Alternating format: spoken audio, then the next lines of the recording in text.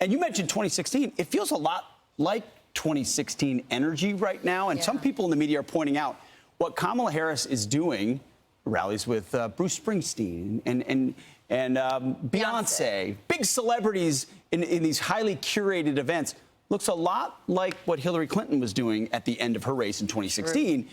Whereas Donald Trump, for example, is working at McDonald's and pointing out a contrast with his opponent in that trip, but also appealing to a lot of people in a viral way. And then also going on Joe Rogan, the Joe Rogan Experience, a full 3 hours. Late last night it was released.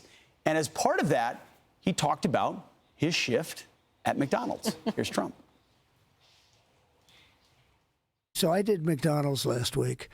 I saw that. And I actually got a call from your friends at Google, from Sundar. That's pretty good, right? He said, this is the biggest thing we've had in years. You at McDonald's? At McDonald's. Did you know that? It was one of the... It was funny. Who's a great guy, by the way. But he said, this McDonald's thing, I want to tell you, it's one of the biggest things we've ever had on Google. It just hit.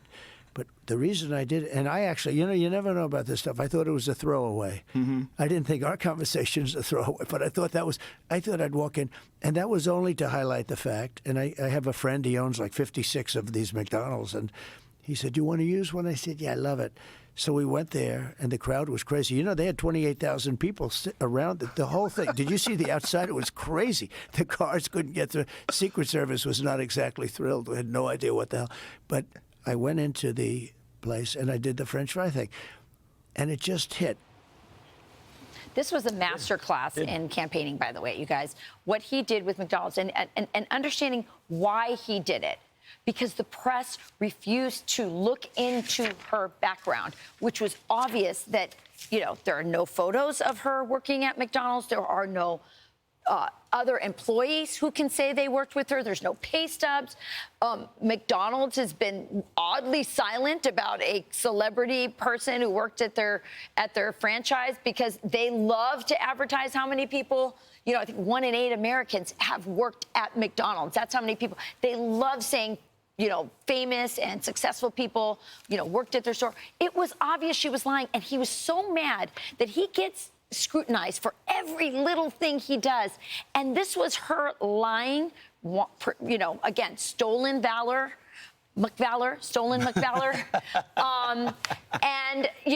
This was, and he brought attention to it. And the media didn't want to cover it. The people writing the news stories didn't want to cover it. But the people understood this. It was a perfect moment, politically speaking. It's fascinating. He talked about how big this was in internet search engines and in Google terms. It's a reflection of how this type of politicking matters in 2024. What has mattered throughout our history often is what newspapers choose to do, who they choose. I always wonder how much that really has to endorse. Mattered. But yes, in the past, I think you could argue that an editorial board's decision to endorse a president or not mattered.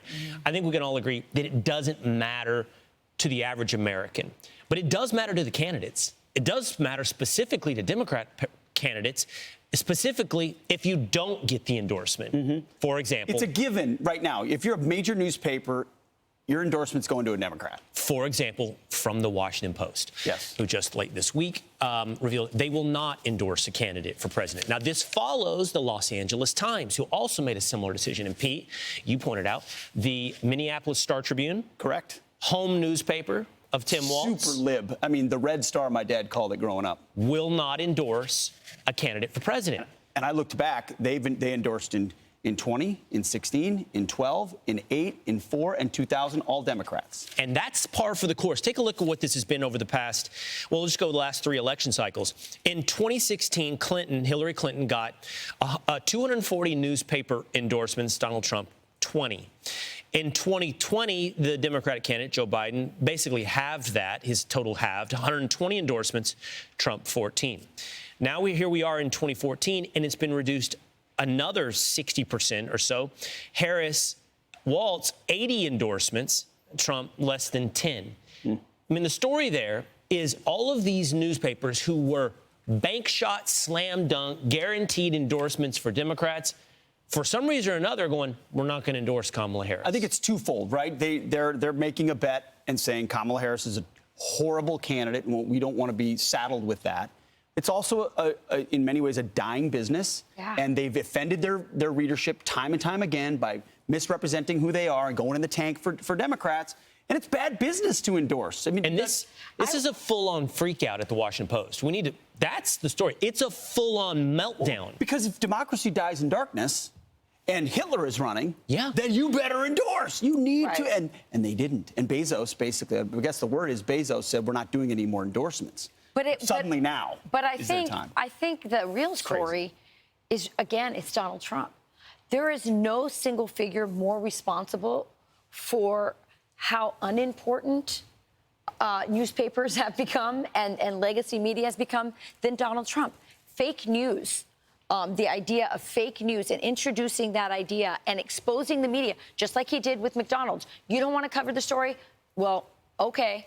I'll go to McDonald's and I'll make the point to the people myself. You don't want to tell the story? I'll tweet it out. You take me off Twitter, I'll start another media company. I'll start another platform, Truth Social. I'll still get my message out.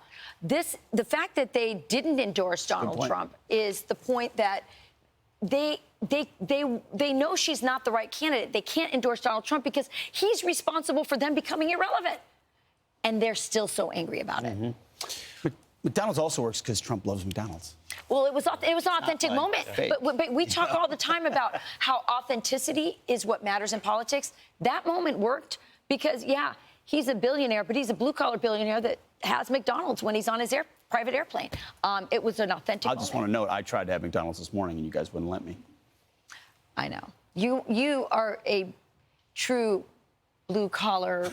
You're not a billionaire. I'm a fast food guy, though. No, You're not a a billionaire. fast food guy. I leave the. You are a McFan. You are a McFan. I'm Steve Doocy. I'm Brian Kilmeade. And I'm Ainsley Earhart. And click here to subscribe to the Fox News YouTube page to catch our hottest interviews and most compelling analysis.